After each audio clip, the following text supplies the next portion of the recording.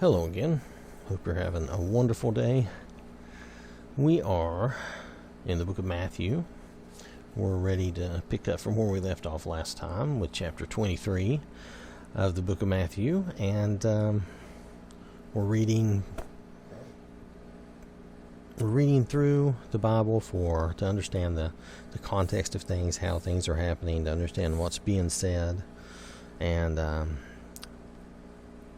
with that understanding, how to learn from that and to apply that to ourselves. Okay, so here in the beginning of chapter 23, Jesus is pretty much done dealing with the Pharisees and the Scribes who were trying to trick him, and he's already talked to them in parables about the kingdom and about the tenants and the wedding feast. And they've tried to trick him with different questions, and that didn't work out to their advantage. So at this point, they didn't want to continue asking him any more questions. And Jesus is now speaking to his disciples and the crowd, the people that are there, to listen to him. And he's going to teach them, and there's a lot here in this chapter, so bear with me. This may take us a little while, even though it's not an extremely long chapter. Jesus is teaching, and this should all apply to us as well. So even though we don't live in those times and with those particular things going on, it should all still apply to us, as it is good teaching. And it's straight from Jesus himself. So, pardon me, I had to adjust there for a moment. Alright, so then Jesus said to the crowds, and this is the book of Matthew, chapter 23. I'm going to read down through, and I'm going to stop as I need to, because this is like one big lesson from Jesus. Then Jesus said to the crowds and to his disciples, "The scribes and the Pharisees sit on Moses' seat. So practice and observe whatever they tell you, but not what they do." Now here he's saying they are in position of authority, and they are supposed to be the leaders, and they do know, the letter of the law. He said they sit on Moses' seat, so practice and observe whatever they tell you, but not what they do. For they preach, but do not practice. They tie up heavy burdens hard to bear and lay them on people's shoulders, but they themselves are not willing to move them with their finger. So, they like to put the letter of the law on everyone else and make things difficult for others and make sure that others are obeying this letter of the law, but they themselves do not. They do all their deeds to be seen by others, for they make their phylacteries broad and their fringes long. Now this has to do with their garb, their outfit. I think the phylactery, if I remember correctly, is like the brim of this hat, or whatever you want to call it. It is basically a hat, I guess. They make it broad. Somehow that was supposed to mean they were more holy or something. And the same with their fringes. They make their fringes long. It's like, think of it as kind of tassels or that kind of thing. But again, it's supposed to draw attention to them and make seem more holy. Okay, so for they make their phylacteries broad and their fringes long, and they love the place of honor at feasts and the best seats in the synagogues and greetings in the marketplaces and being called rabbi by others. They love the attention of men, and they love being honored and being spoken to as if they are in authority and in power, and they enjoy that. And that's, that shouldn't be our goal in life. That shouldn't be what we strive for and enjoy. Some people really thrive on that idea of they are getting the attention. They have, what's the word? There is a word we use. It will come to me. But they thrive on that prestige. That's what it is. See, prestige is just it's not a real thing. It's not a tangible thing. It is a made-up man thing where we give prestige to someone. We say, oh, they're so great and wonderful, and so all these little signs of prestige and stuff, that's what they enjoyed, and that's what they liked, to feel like they were above the others and above other people. And that was never supposed to be the idea, and then Jesus is getting into all this. So we'll continue. So down in verse 8, but you are not to be called rabbi, for you have one teacher, and you are all brothers. And call no man your father on earth, for you have one Father who is in heaven. Neither be called instructors, for you have one instructor, the Christ. The greatest among you shall be your servant. Whoever exalts himself will be humbled, and whoever humbles himself will be exalted. Well, this is what the chief priests and the Pharisees and those were doing. They were exalting themselves, and then when they should have been servants, and they weren't being servants. They were exalting themselves and putting themselves over others rather than serving others and helping others, which is what they were supposed to do. They were supposed to be servants, and that's what Jesus is telling his disciples and the other people who are here, who are listening and believing, that we need to be servants to one another, and we need to be brothers and sisters to one another. We need to care about each other. Okay, so continuing on, verse 13. But woe to you, scribes and Pharisees, hypocrites, for you shut the kingdom of heaven in people's faces, for you neither enter yourselves, nor allow those who would enter to go in. Woe to you, scribes and Pharisees, hypocrites, for you travel across sea and land to make a single proselyte, and when he becomes a proselyte, you make him twice as much a child of hell as yourselves. So here he's just, pardon me, I had to have a little something to drink there, but here Jesus is just telling them that he makes it, they make it harder for people to actually be a part of the kingdom and to worship God properly and to be, to enter into the kingdom of heaven. They actually keep people out with their letter of the law craziness and their traditions, and then he's talking about how they go to all this trouble to make one proselyte, that would be one who's like, what would you say, is like in training, sort of like a in training priest. I may be saying this wrong, but that's what I was understanding. But then you make him twice as bad as yourselves. So that's not much of a converted. It's not much of a conversion when you make them worse than yourself, and you're not even, you're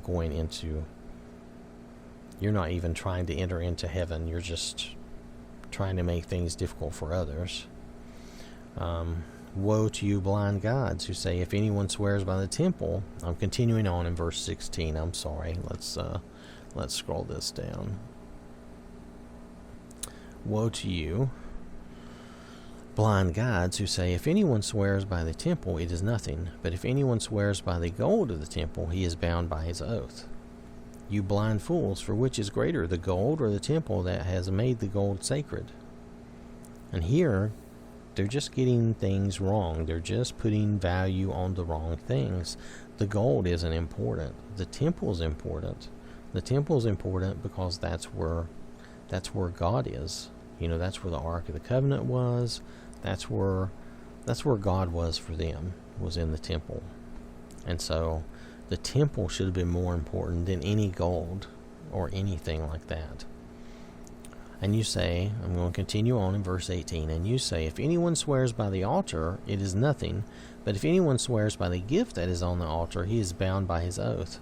You blind men, for which is greater, the gift or the altar that makes the gift sacred? So whoever swears by the altar swears by it and by everything on it. And whoever swears by the temple swears by it and by him who dwells in it. And back then, God dwelt in the temple. The Ark of the Covenant and everything was in the temple. And whoever swears by heaven swears by the throne of God and by him who sits upon it.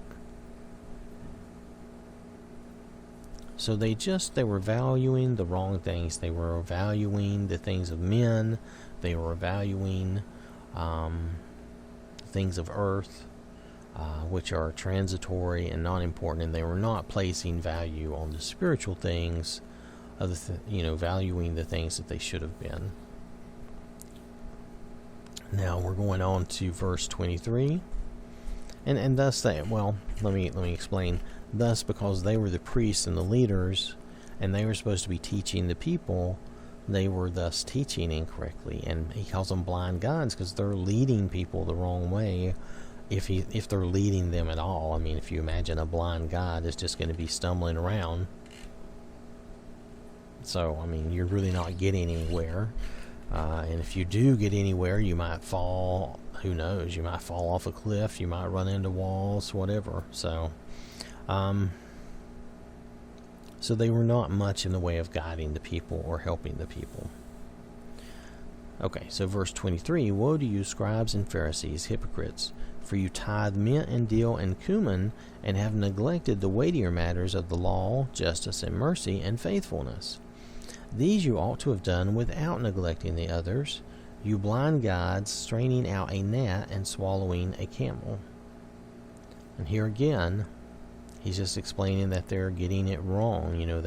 They tithe all these things, which is great. I mean, they should be doing that because in the Old Testament there was definitely a tithe for them in their law, and they should have been tithing everything. But they neglected the weightier matters of the law. They neglected justice and mercy and faithfulness. How many times Jesus mentioned it? Several times, and it's mentioned back in the Old Testament. God desires mercy, not sacrifice. He was telling them that they were missing the point. Justice and mercy and faithfulness, and they had problems. They had corruption. They had problems in their system that God wanted them to make right, to make correct. And we still have problems like that today, honestly. I think every country, every nation has some problems like that. And as a people, we need to make sure that we're trying to pursue justice and mercy and faithfulness. Okay, and he says, these you ought to have done without neglecting the others. So they should have done everything, the whole package. But you blind guides, straining out a gnat and swallowing a camel, well, they're basically, how we say, penny wise and pound foolish. You do all this to save a penny, but you just throw money away. Well, in this case, he's talking about they're straining out, picking little nits and gnats, but then they swallow the camel. They don't really do the bigger things, the more important things, which are justice and mercy and faithfulness.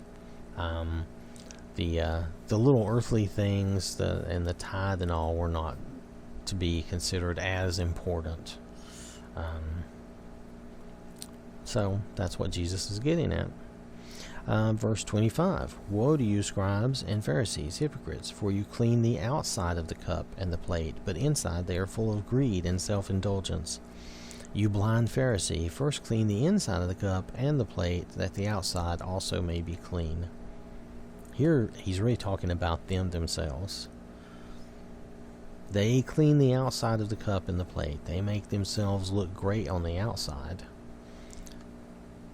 They do what they make themselves appear to be holy and righteous on the outside. They wear, whatever garb they're supposed to wear, and they do whatever they're supposed to do to appear that way. But on the inside, they're full of greed and self-indulgence. And that's what he's telling them. He says, this is what you're doing. They clean the outside. And they look clean on the outside, but on the inside they're full of greed and self-indulgence, doing what they want for their own reasons, using the law of God for their own benefit. And that's what he's saying. We should not be that way. We should make sure that we are on the inside correct, and then we can worry about the outside. Because the inside is what matters the most.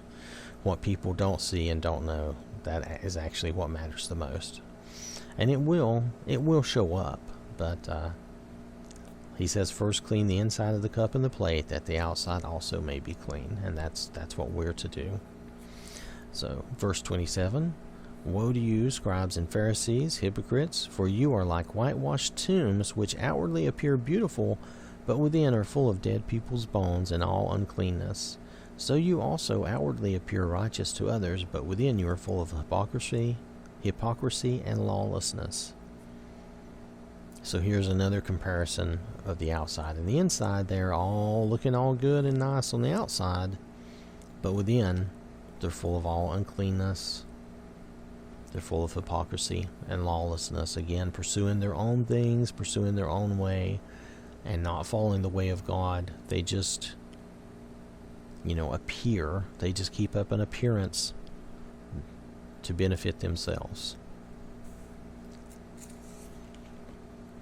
And we are not to be like this. We are to be the opposite of this. We're to take care of the inside. We're to take care of the heart and do things the correct way. Woe to you, scribes and Pharisees. This is verse 29. Woe to you, scribes and Pharisees, hypocrites, for you build tombs of the prophets and decorate the monuments of the righteous, saying, if we had lived in the days of our fathers, we would not have taken part with them in shedding the blood of the prophets. Thus you witness against yourselves that you are sons of those who murdered the prophets. Fill up then the measure of your fathers. You serpents, you brood of vipers, how are you to escape being sentenced to hell? Therefore I send you prophets and wise men and scribes, some of whom you will kill and crucify, and some you will flog in your synagogues and persecute from town to town, so that on you may come all the righteous blood shed on earth, from the blood of innocent Abel to the blood of Zechariah the son of Berechiah, whom you murdered between the sanctuary and the altar. Truly I say to you, all these things will come upon this generation. So here, he's speaking of their claims. They claim that had they lived in those days, they would not have killed the prophets. But they admit that they are the sons of those who murdered the prophets. And, Jesus goes on to call them brood of vipers and serpents. And he's basically telling them that they're no different and they're no better, and that they are not doing any better. Therefore I send prophets and wise men and scribes, some of whom you will kill and crucify, and some you will flog, so that on you may come all the righteous blood shed on earth, from the blood of innocent Abel to the blood of Zechariah. So he says, truly I say to you, all these things will come upon this generation. And those priests were guilty of doing those things, and of course we know that they led to the crucifixion of Jesus. That's what they wanted. They wanted to get him out of their way so they could continue. They could continue being the way they were. So here we're going to read the last few verses, verse 37 through 39. O Jerusalem, Jerusalem, the city that kills the prophets and stones those who are sent to it. How often would I have gathered your children together as a hen gathers her brood under her wings, and you would not. See, your house is left to you desolate, for I tell you, you will not see me again until you say, blessed is he who comes in the name of the Lord. So, this comes from a psalm, I believe. Let me flip back and just double check that. But this comes from a psalm. I don't do a lot of this, but Jesus is reminding them. Let me just make sure that I've got this right. Jesus is reminding them of a psalm. Yeah, blessed is he who comes in the name of the Lord. excuse me. But he's also speaking about how, Jerusalem, Jerusalem, the city that kills the prophets and stones those sent to it. Because Jerusalem was the seat of power there for the priests and for the ruling, the chief priests and the Pharisees and the ruling body. So, so it is basically just saying that he would rather it wasn't this way. See, your house is left to you desolate, for I tell you, you will not see me again until you say, blessed is he who comes in the name of the Lord, which that is from the Psalm. So it's a bit of a sorrow. It's a bit of they say here in my Bible, a lament, and it is sad, and it's he'd rather it was different than that, but that's the way it is. So Jesus is teaching the disciples and the people there in the temple, and also teaching us, not to be like the Pharisees and the scribes, and to not follow the letter of the law, but to follow the true heart of the law, and to follow God and Jesus and their mercy and their grace and their love. Because that's what matters. How we are with one another is what matters, not whether we follow the letter of the law all the time. Okay, that's not to say we should run around doing things that are incorrect. It's just that Jesus is trying to bring about a change, and he's trying to let us know how the kingdom of God and the kingdom of heaven should be, and how we should be here, and how we should have mercy and forgiveness and grace towards one another. That's just the huge part of his ministry here, and he's talking about how we should be pursuing the right things, the godly things, and not just the earthly things. There's all of that wrapped up into this. This is a big, these are a lot of big lessons and a lot of big ideas that he is teaching. So, all right. So that's it for chapter 23. In our next session, we'll try to do chapter 24. I think we'll have time for that. And thank you for listening. God bless you.